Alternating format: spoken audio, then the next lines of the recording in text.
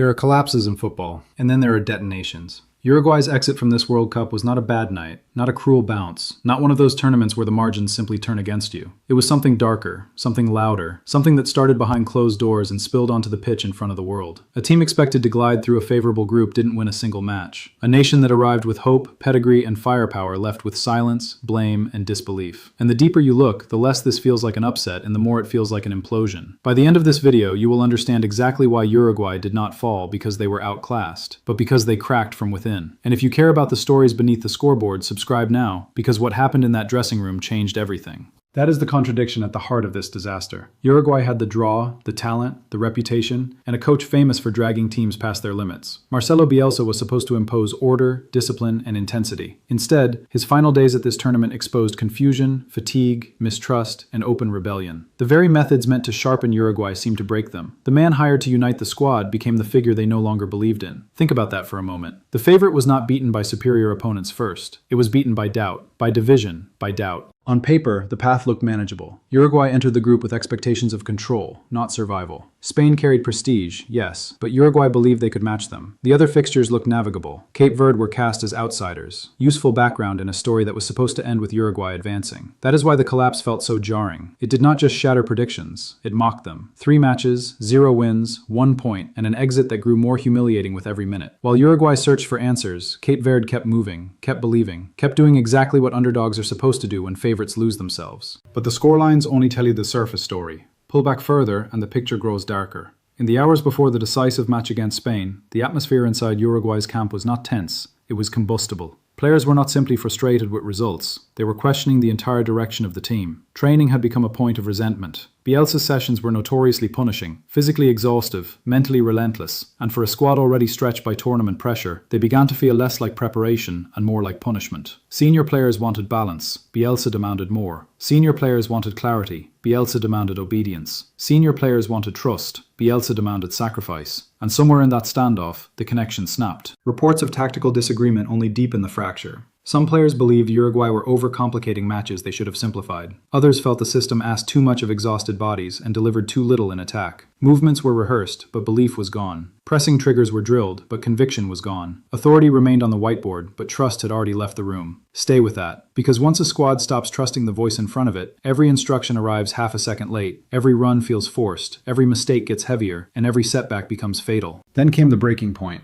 A full-scale player revolt against the coach, just hours before kickoff. Not a mild disagreement, not a heated exchange that fades by evening. A revolt. A revolt against Marcelo Bielsa, one of the most uncompromising figures in modern football. Imagine the significance of that. On the eve of a match that would determine their future, Uruguay were no longer just fighting Spain. They were fighting themselves. They were fighting their manager. They were fighting the very identity they had brought into the tournament. Before we go deeper, if this is the kind of coverage you have been looking for, subscribe and turn on notifications, because what comes next explains why collapse turned into humiliation. The match itself looked exactly like a team carrying civil war into open daylight. Uruguay did not play with freedom. They played with hesitation, with stiffness, with glances that seemed to ask who was still committed to the plan. Then came the errors that changed everything. Goalkeeping mistakes, the kind that drain a team's spirit in real time, handed momentum away. Not one of those impossible saves you forgive. Not one of those moments when brilliance from the other side leaves you helpless. Costly errors. Soft moments. The sort of moments that make defenders turn, stare, and wonder whether the ground beneath them is stable at all. Bielsa's substitutions only inflame the chaos.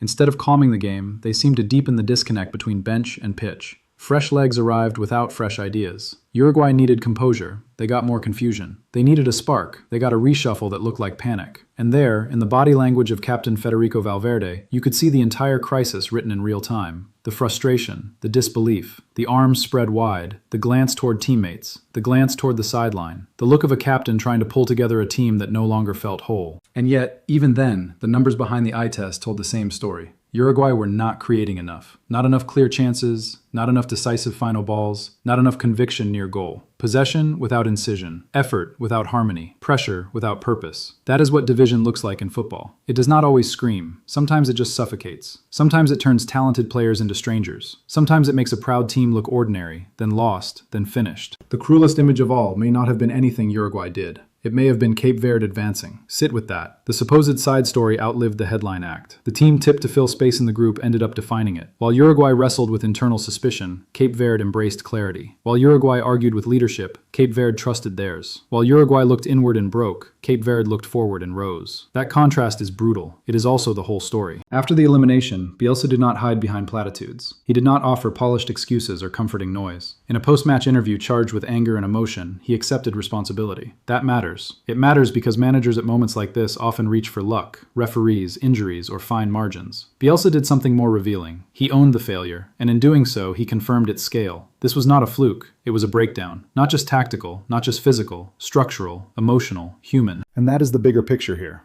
Uruguay's exit was not ultimately authored by stronger opponents. It was authored by broken leadership, by failed communication, by a coach who would not bend, and players who finally stopped following. That is why this story lingers, because it forces a question with no comfortable answer. Who carries more blame? Bielsa for pushing until the bond snapped, or the players for losing faith when unity was needed most? Was this the inevitable cost of uncompromising genius, or the unforgivable failure of a squad that stopped believing in its own mission? There is a reason that question stays with you, because football history is full of talented teams undone by stronger rivals. But the collapses we never forget are the ones that come from the inside. The ones where belief disappears before the whistle. The ones where the dressing room loses the match before the pitch ever can. So what really happened to Uruguay at the World Cup? This happened. A favorite entered believing it would control events. A coach demanded everything. The squad gradually resisted. The resistance became revolt. The revolt poisoned the decisive match. And the tournament ended not with a fight, but with a fracture. Not because Uruguay lacked names. Not because Uruguay lacked history. Because Uruguay lost each other. Lost each other. Lost each other. And maybe that is why this exit still feels so unsettling. It warns every great team that talent can survive pressure. Tactics can survive adversity. Even mistakes can be survived. But once trust is gone, everything else goes with it. So now the question comes to you. Was Bielsa the architect of the ruin, or were the players the ones who abandoned the mission? Tell us in the comments, and if you want more investigations that go past the headlines, like this video, subscribe, and stay close. Because sometimes the biggest defeat is not the one the world sees on the scoreboard. It is the one that begins in silence and ends in full view. For Uruguay, that was everything.